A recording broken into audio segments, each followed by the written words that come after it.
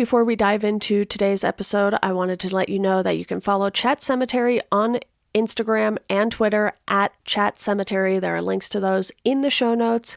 You can also support the show on Patreon, where I will be releasing bonus content for this show and my other podcast, Welcome to Geekdom. You can support for as little as $1 a month to get access to all of that content.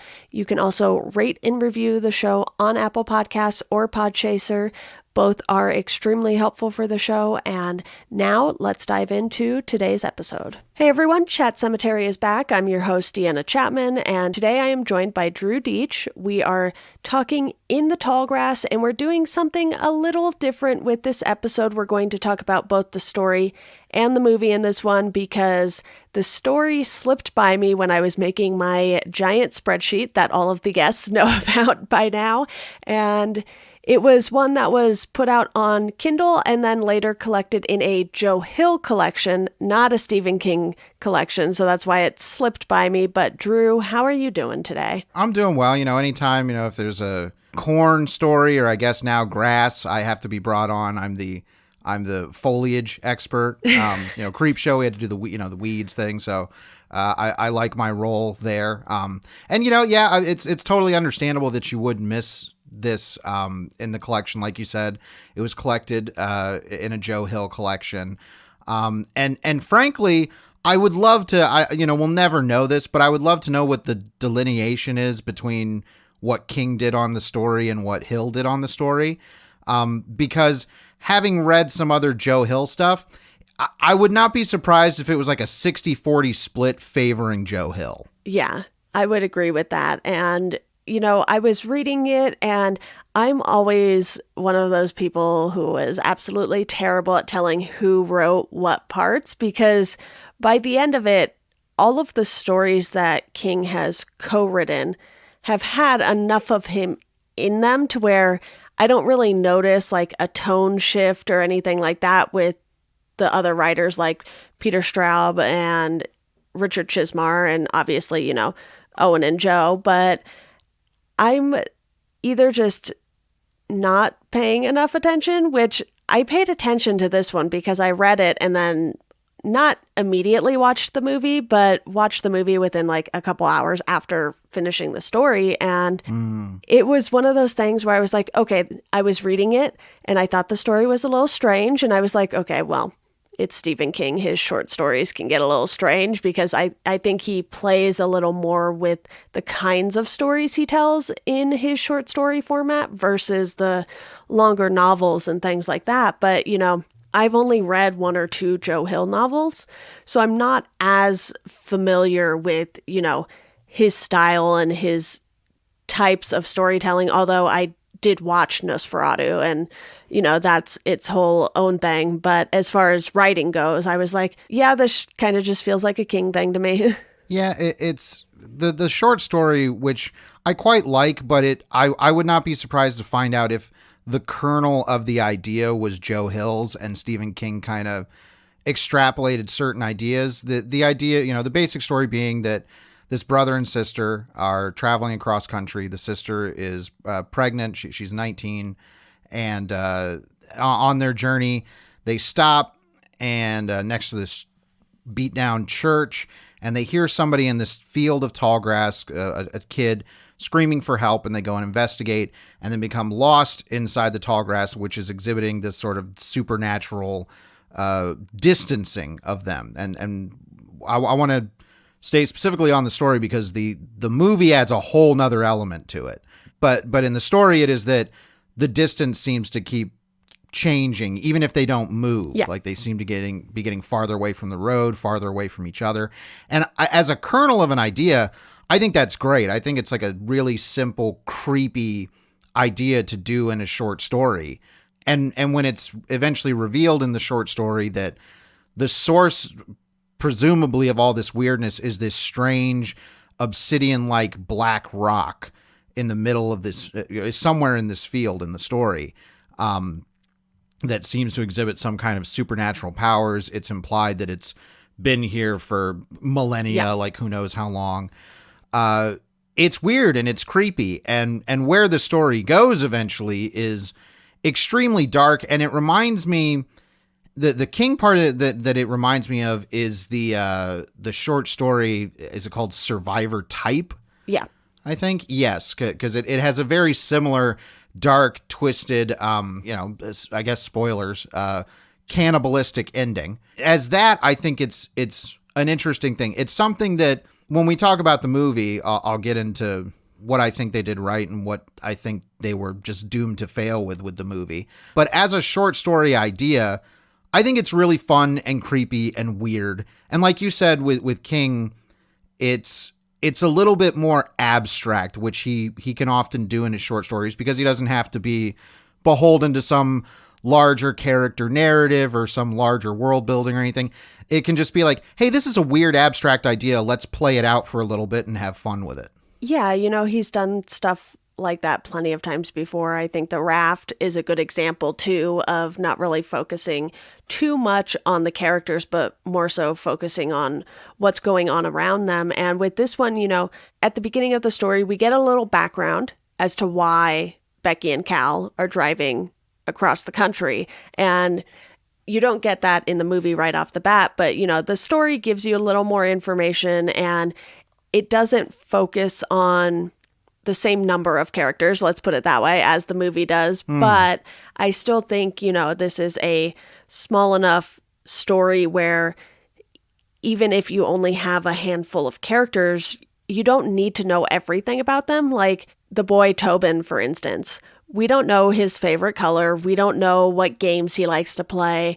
We don't know what his life is like back home. We know the bare minimum for that family, Tobin and his parents. And I think that is what makes it work, because you get this information, you kind of start caring about Becky at least and Cal, and then you're just kind of throwing them into this situation where they are trying to do the right thing and it goes terribly, terribly wrong. And, you don't need an immense amount of background information. This isn't like getting to know the Losers Club or anything like that for this to work. No, I mean, that's one of the great advantages of short story is that you can just have a nugget of an idea and be like, let's play that idea out. And as long as the nugget is compelling and you have, some kind of impetus for the reader to be like, okay, like here's a character or characters that I'm on board with. In this case, it's the, brother and sister Cal and Becky. I believe they're twins, right? Like, because that's the whole thing that they keep saying in the story is that, they can finish each other's sentences, they think alike, and all this kind of stuff. I can't remember if specifically they were twins or not, but they did give off that vibe though, because they were like, oh, maybe Cal's a little too close to you kind of thing. Yeah, well, we'll get to that, especially in the movie. So, that they're perfectly. I like that the story starts really kind of. It starts with the hook of, well, if one of them hadn't turned down the AC or one of them hadn't turned off the radio, then they wouldn't have heard the kids screaming. But then it immediately goes into the background with a scene between their parents.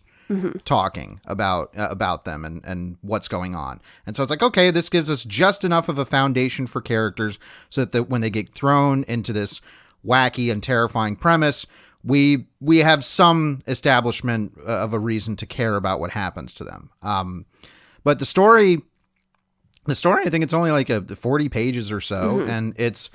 And like you were talking about with Tobin in the story, Tobin pretty much just acts as an inciting incident, and then it's a twist revealing that actually he's a sinister presence in the story. Yeah.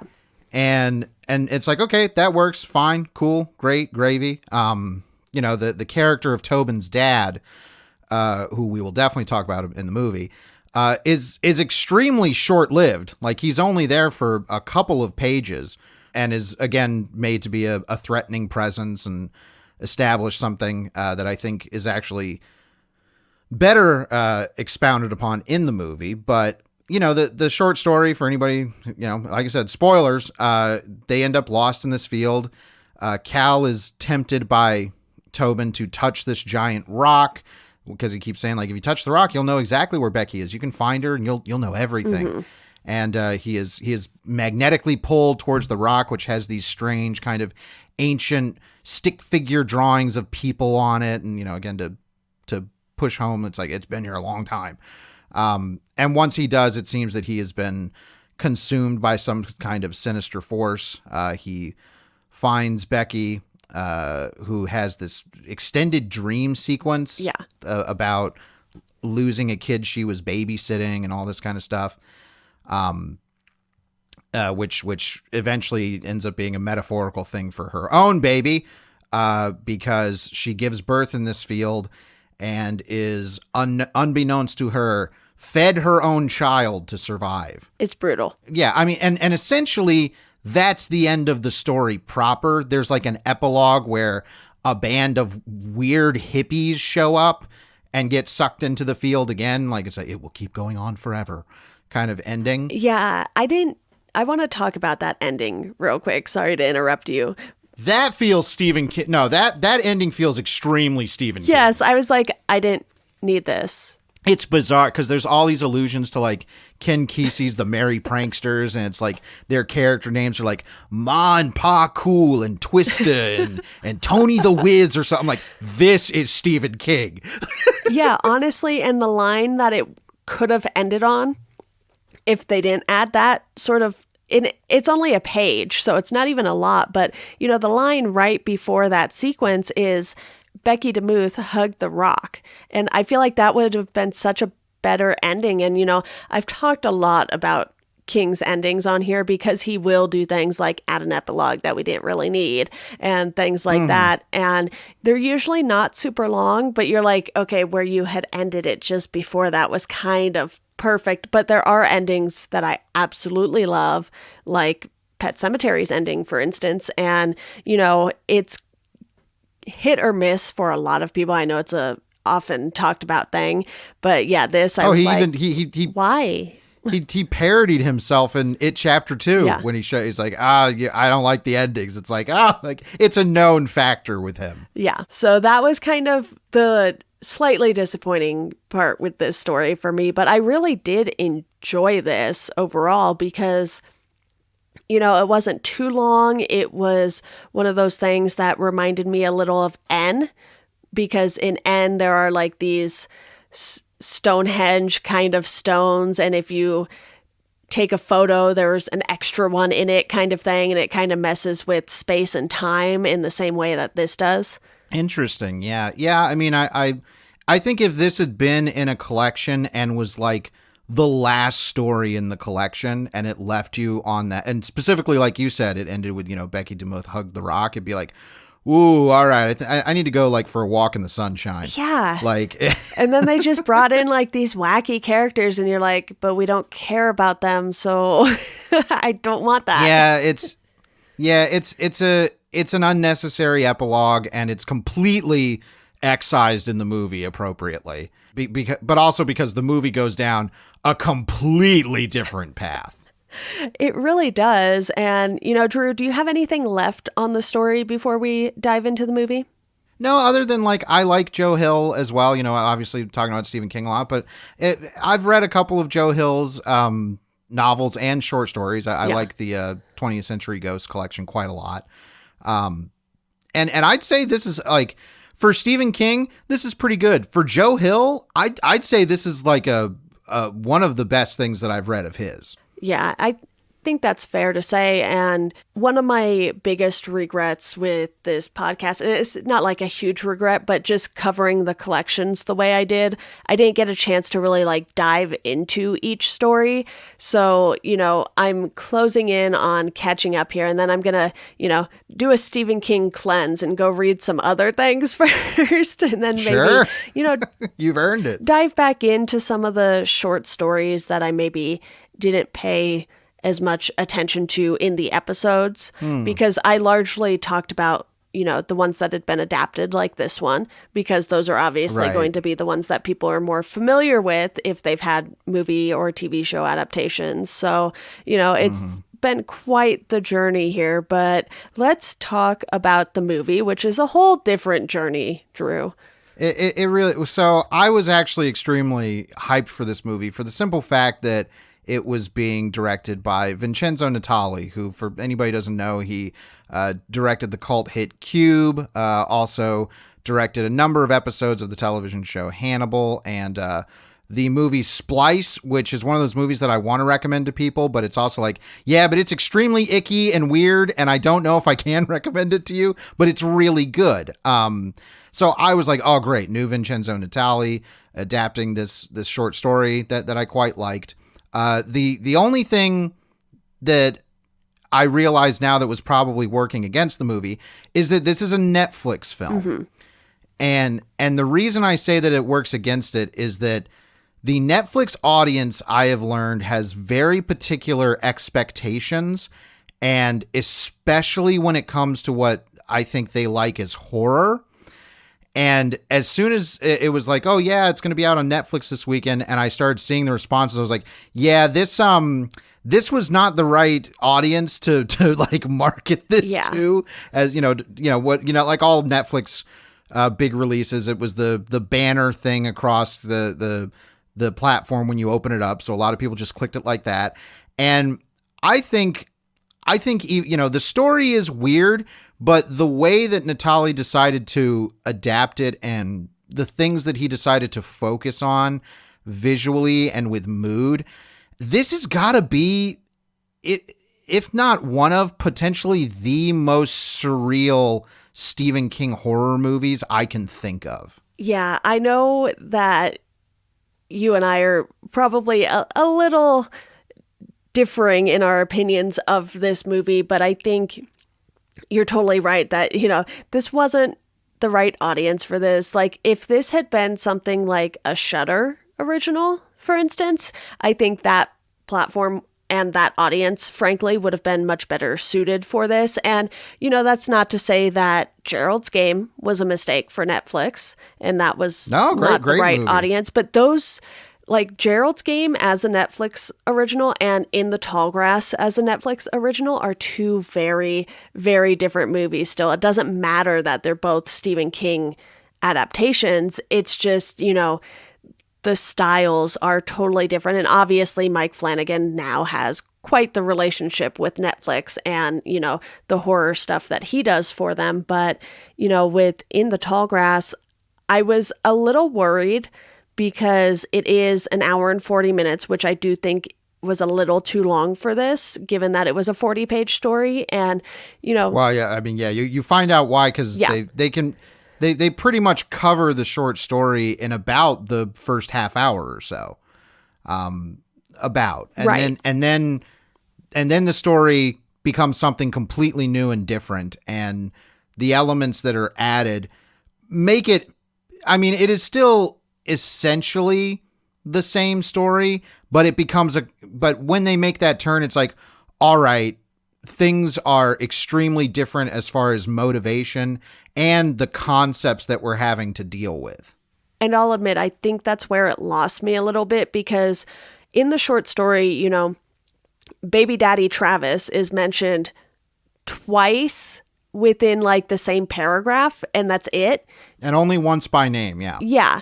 So you have this very brief mention of him in the story, and he becomes such a big part of this movie. And while I do think some of it works because it kind of brings more of Cal's sort of darker personality out with regards to like his feelings towards his sister and things like that. So I think it does work fairly well, but at the same time, we're getting more focus on Ross and especially Tobin, and Tobin's mom comes into play a little more.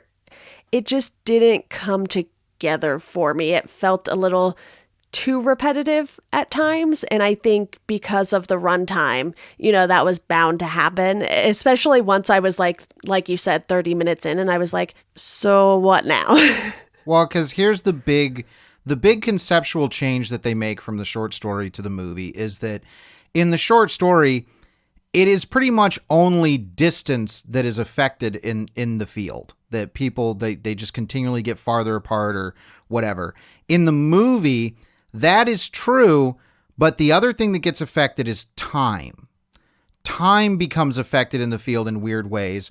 And this turns into essentially an alternate multiple branching timeline story. And that is weird. Like in all honesty, I like the movie, but I will admit that adding this time element to it is a little bit of a hat on top of a hat. Yeah. It definitely screws. I mean, even when I was watching, I was like, okay, so like, and this is the second time I've seen the movie. I was like, oh, right. I guess these are just alternate branches of time that we're seeing, and things kind of keep repeating over and over. And I think that's a really easy way to lose an audience. Especially when it's presented in such a surreal fashion where, you know, dreams are happening in weird ways, and are the dreams reality? That kind of stuff is just going to mess with you, on top of having this weird, well, now we're dealing with alternate time stuff where it's like, you know, when Travis, the boyfriend, shows up after we've spent some time with Becky and Cal in the field, and he goes in and he meets Tobin, but Tobin already knows who he is. And then later he runs into Tobin again, and Tobin doesn't know who he is because time is all wonky. Mm-hmm. It's like, yeah, I can see this being extremely hard to wrap your head around. I think, and again, I like the movie quite a bit, but I admit that that's going to be a problem. The one thing I will champion the movie for is and it's something, again, that I was excited for when it was announced, is that I think Natali's direction is incredible, considering he is pretty much stuck to a, you know, repeating visual location, just people standing around in tall grass. Yeah. I think he does some really cool visual stuff in this. I did like it when he broke it up to introduce Travis. Basically, you know, you see him pull up at the gas station and the lady comes out and kind of gives him this look and points at the no smoking sign. And, you know, it's just a few things like that. Or even when they make it to the old bowling alley, and, you know, it gives you that little reprieve from all of these scenes in the tall grass and the mud, and, you know, having these weird visuals come up. And I think that helped with the pacing a little bit, at least. But, you know, I totally get why people would like this movie. I just think the whole time element, it just wasn't for me. I was like, okay, here we go.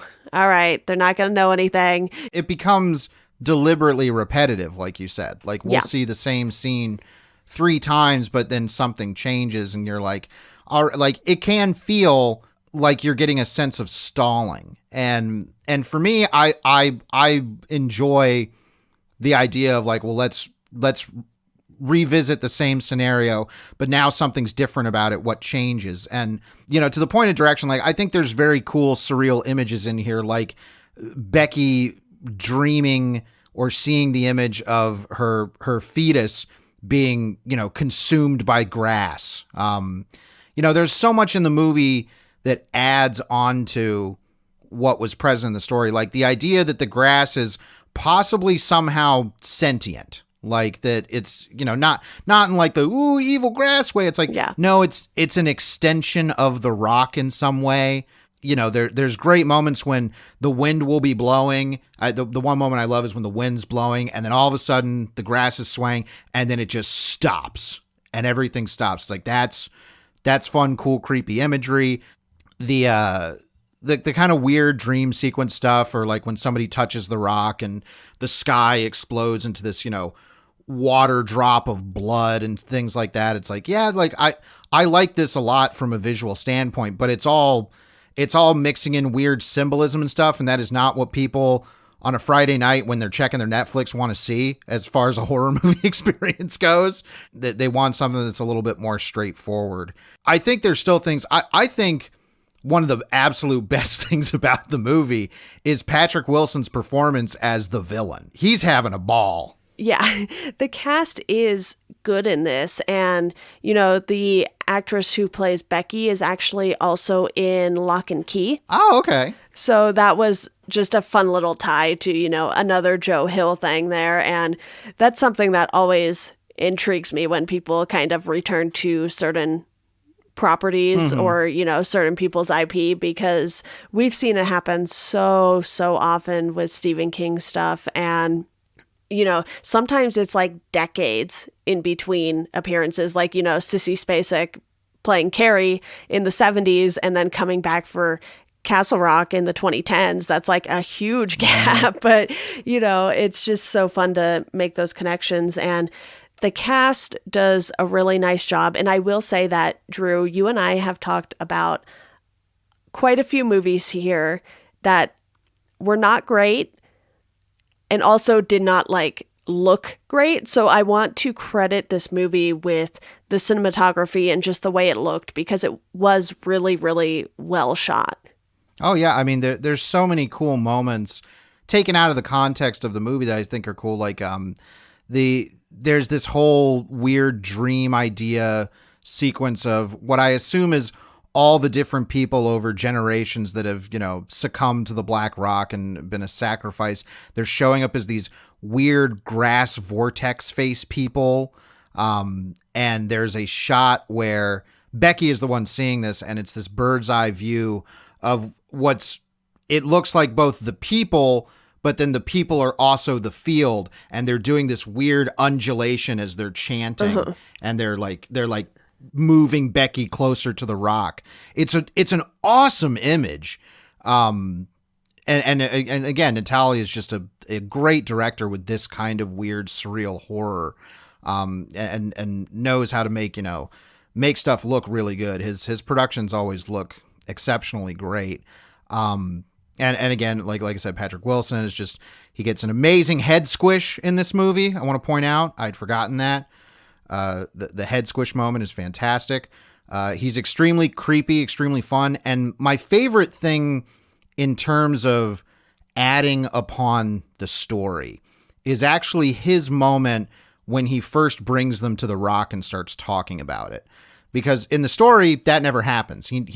His character in the story has already touched the rock and has been driven crazy by it and stuff, and he exits pretty quickly. But in this one, he's a recurring villain who has some idea of yeah, you all keep coming back here and whatever this weird time stuff is going on, and I keep killing you over and over again. But the thing that I love that's added is something that I think speaks to a better understanding of maybe what the story could have been hinting at. When he brings them to the rock, he talks about, we're in the center of the United States. This is probably the center of the center, essentially saying this dark thing is the heart of the United States.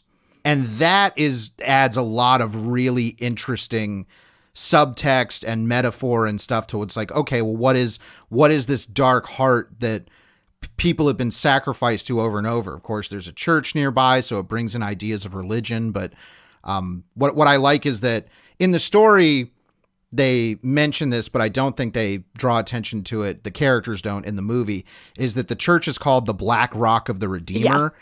And in the story, Becky's just we're in Kansas. That's something weird. They show the sign in the movie, but I'm yeah, I like that it's not necessarily directly Christianity. Obviously there's strong Christian overtones, but it is talking about that, yes, there is some weird dark heart of religion that people have been sacrificed to and get lost in the field of, that manipulates them. And it's when that line that's not in the book, but in the story, but is in the movie about him saying this is the center of the United States, it's okay, now we have something more strongly thematic going on here than necessarily what was in the story. So I liked that addition quite a lot. But I think the big buy-in for the movie that is the make or break idea is the idea that, yes, it's not just that they're getting warped around in time. Apparently they are now stuck in some kind of eternally branching alternate timeline thing. The shot where Ross, Patrick Wilson's character, kills Cal, and Cal looks over and sees his own corpse. And then the camera dollies back and we see multiple corpses. It's oh, okay, I guess he's been killing them over and over again. Like I said, I can enjoy that, but I totally acknowledge hat on a hat. This is it's a little too much to have to swallow for what's already a weird movie. Yeah, I do want to talk about this ending too, because it kind of brings everything into play and sort of everything full circle as far as, the time and space and what's going on. So, I would say something, that we mentioned, that Travis comes in as a character, about 30 or 40 minutes into the movie. yeah. Something that I will admit is a problem with the movie is that creates a protagonist shift. And unfortunately, Travis is not as interesting a protagonist as Becky was. And Becky was Cal and Becky were set up as co-protagonists, but we spend a lot more time in Becky's head from her perspective in the movie. So it was kind of like, okay, Becky's becoming our protagonist and she's pregnant. So we immediately have an additional worry. It's not just her life, but, her baby's life that we're worried about. And then the shift to Travis kind of becomes the protagonist once he enters the story. Yeah, absolutely. While he's not bad, and the actor that's playing him, I can't remember his name, but he was also in Upgrade. His character's just not as interesting. And he eventually becomes a little bit of a plot donkey. He's got to learn every single thing and how the rules work and all that kind of stuff. And he eventually is the one that is going to be able to get Becky and Cal to survive. Like, he decides to touch the rock because touching the rock will allow you to navigate the field.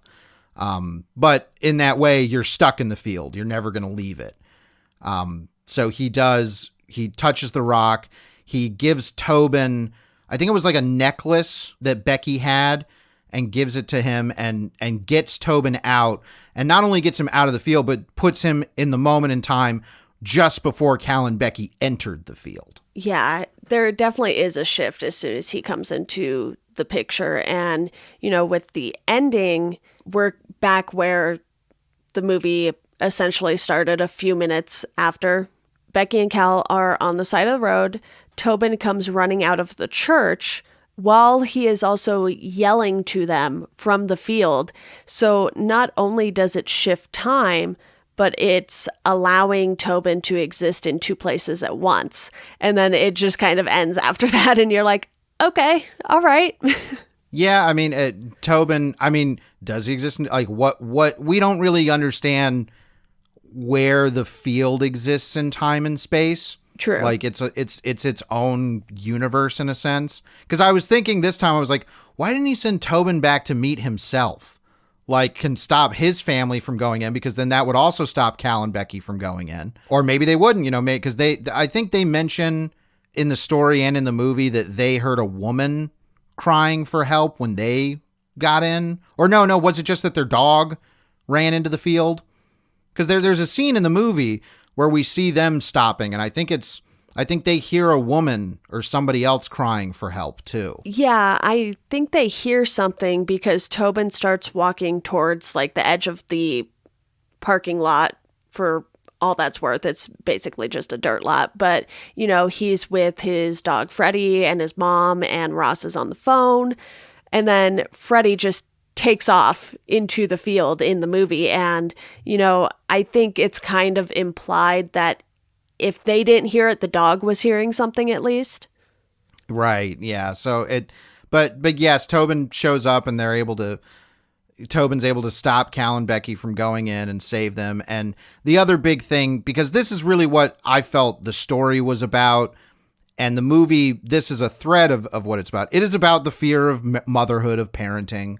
And in the book, obviously, that is taken to an extremely dark ending, which we get in this. Like, they do the whole baby eating scene in the movie, but it's in one of the abandoned timelines, apparently. One of the timelines that we see. So, but the fear of young motherhood, of being a parent at a young age and just being a parent, that's what this whole symbolism of her driving, so far across country to do this. And when this ending happens and Tobin shows up and stops it, she makes the decision to turn back, essentially implying that she's going to go back to where Travis is, that they're going to try and have this family together. At the same time, we see Travis in the field, pretty weakened, but knowing that they got out is happy, and then collapses and presumably dies, is consumed by the field. So like that thematic through line is there. I don't think it's the most interesting thing in the movie or the most like expounded upon, because it has all of this other weird sci-fi fantasy stuff that it's trying to do.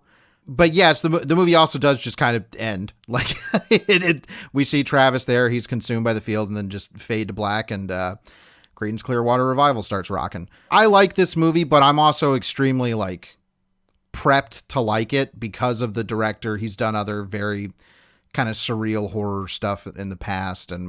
But my big thing, knowing why, because I looked up the reputation, and it does not have a good reputation at all. And I think it's because, like we said, yeah, it was a Netflix Friday horror movie, and people were proud. And especially when you put the name Stephen King on it, it's like people were like, oh yeah, I loved it. It's like, this ain't that. Like, no, not at all. It's not a crowd pleaser. It's extremely dark. It's extremely weird. Like you said, if it had been on Shudder, or like if this had been like an A24 horror movie, where it was directed more towards like an artier outlet and audience, yeah, I think maybe its reception would have been slightly better. As it stands, I think it's a very well made movie. I think the decision to add this whole other element of, well, now we're gonna it essentially becomes a very different story after a point, when it realizes that, well, we're messing with time too. And I think it does that in cool ways too. There's a shot where like Travis, when he first enters the field, is walking, and the sun's in front of him, and then he's like, what the heck? The sun just disappeared, and he turns around and it's behind him, and there's like cuts to night and everything. And of course them hearing, each other in different times and stuff. It's like, I like that stuff. Granted, I'm also somebody who liked the recent Blair Witch movie, which did very similar stuff. Okay. Where, there's moments where they're like, wait a minute, it was just like, we just ran into you and it was just daytime, or they send a drone up to see how far into the forest they are, and the forest just goes on forever. It's like, oh, those kind of ideas creep me out. I guess this is I'll add some personal thing to this. It's like, I'm not a camper. I'm not a guy that is like, oh yeah, go out in the wilderness, because I have an intense fear of being lost in the wilderness. Valid fear. Like not like, cause I'm terrible with direction anyways. I have a very poor sense of direction. So going in somewhere that is like, the odds are stacked against you that you can lose what direction you're going, is like, oh, I like that kind of stuff really creeps me out. And so I love seeing it in horror. If nothing else, I do think the movie satisfies the short story, because it essentially does, 90% of what's in the short story. But I think the decision to go further with it, and the way that it decided to go further, is kind of a make or break decision. Like it's a big buy-in already to accept like they're in this weird field that distances them in weird supernatural ways, and now we're throwing time on top of it. It's a tough sell. Honestly, what I think I would really love to see is for them to bring back sort of the anthology series. Obviously, Creepshow is a thing that exists, but that has a very specific level of campiness to it. Right. The tone is very specific. Yeah. So I would love for them to do something along the lines of like Nightmares and Dreamscapes again, where yes, that still had campiness to it too, but I think, there's a way to do stuff like that, or Cat's Eye, and have a little more of a serious tone and cover these kinds of stories that way, because I think a lot of it for me was the length and just how much they strayed from the story. I think, there's definitely a version of this that sort of just covers the story and cuts the epilogue. Not that it's called an epilogue, but, that last little section there that I think I personally would have enjoyed more. But, I gave this a 2.5 out of 5. It wasn't as bad as some of the other things you and I in particular have watched by any means. It looked good. No, I mean, yeah, we've all survived the Mangler too, so. And 3. That's true. Yeah. Oh God. See, it's so bad I forgot that we did the Mangler 3. Yeah. Easy to forget. Well, I mean, I don't know if I might have said this on the show multiple times, but if so, I think it bears repeating, is that as a Stephen King fan, I'm actually more of a fan of his short fiction. Okay. There are plenty of novels of his that I like, but I love his short fiction, and it's always been the most inspiring to me as somebody who loves horror and loves fiction. Is like I've written short stories that are directly inspired because of how I felt about Stephen King's short fiction. And so I would love for there to be an avenue of adaptation that was more conducive to just doing his short story. And there's certainly been adaptations, like there's the grandma episode of I believe it was Tales from the Dark Side, or no, I think it was the Twilight Zone. The 80s Twilight Zone did that. Yeah, there's some of that stuff that I haven't included yet either, because I'm like, okay, this is, something within something else, and I will get to that eventually. But, like I said with the novella, some of that stuff just sort of slipped by me because it wasn't like in the specific areas I was looking when creating the spreadsheet. So I was like, oh, I missed a few adaptations because they were single episodes of these other, TV shows. So I do have plans to go back and check out those sorts of things. And then you have like Mercy, which was loosely based on Grandma. So I'm very curious to see like how certain things play out in a shorter format, because Mercy was another one I did not enjoy. No, I mean I'm a big booster for the 80s Twilight Zone show, and I've seen that grandma episode, and it's a very kind of straightforward, fun idea, while still, getting across the horror of it, which is like, oh yeah, taking care of a dying relative, something that clearly is in Stephen King's mind a lot, because infamously Zelda from Pet Sematary is a big part of that. Yep. But I definitely like, if there was an episode of, there was like 30, 40 minutes of In the Tall Grass that just did the short story, and it was, by the same team, by the same director, it'd be like, yeah, that was a really creepy, effective, well-made thing. It's certainly, like, as somebody who likes the movie, I say it's an overcomplicated idea. I like the complications, but it is deniably overcomplicated. And so maybe, with all Stephen King projects always getting announced, it would be nice. Like you said, I know Creepshow's there and he has that attachment to it, but for the most part, Creepshow stays pretty tonally consistent in being, we want to do fun, wacky, goopy kind of stories. It would be cool to have something, like you said, like Nightmares and Dreamscapes that they tried to do. Something that was adapting King short stories, just as short stories, is like, hey, it's 20, and in the modern age, what I love is that, because a lot of things don't have to be beholden to broadcast limits, it can be like, hey, a story can be 20 minutes, or it can be 40 minutes, or it could be 12, like whatever feels right. What's the necessary length to tell this? Like Netflix has the anthology show Love, Death, and Robots. And those, not every short's great, but every short feels exactly as long as it was intended to be. And I think that would be something, like, if it was just Stephen King stuff, where it's like, we're just doing Stephen King short stories and letting, young filmmakers adapt them in different ways. Maybe some are done in animation, maybe some are done live action. I think that'd be an awesome idea. I would be so on board with that. And I would not be against something like In the Tall Grass getting another swing at it in that format. Yeah, and the downside with Nightmares and Dreamscapes was that it was on network television. I think it was on like TNT or something. So it did have those specific restrictions as far as, what they were willing to show and the length. So, well, just the way that you have to write, because you have to write for commercial breaks. Yeah. So it's like, you have to have specific act breaks that end certain ways to tease people to come back after the commercials. Whereas in streaming, it's like, no, you can just tell the whole story in one go, like it would be if you were reading it. So yeah, I mean, I would love to see that, considering as Stephen King projects continue to get greenlit and continue to get made, I actually think that would be one of the coolest things. That's, like we said, Creepshow's there, but it's never been done where it was like, the selling point is, we're doing all Stephen King stories and they're all going to be different. Yeah. Like, different filmmakers, different formats, different tones. Like, you can have something that's more funny and then the next one be something really grim and dark and creepy. Hey Netflix, hit us up. We've just got give us like $100 million like you're giving everybody else apparently to make these things.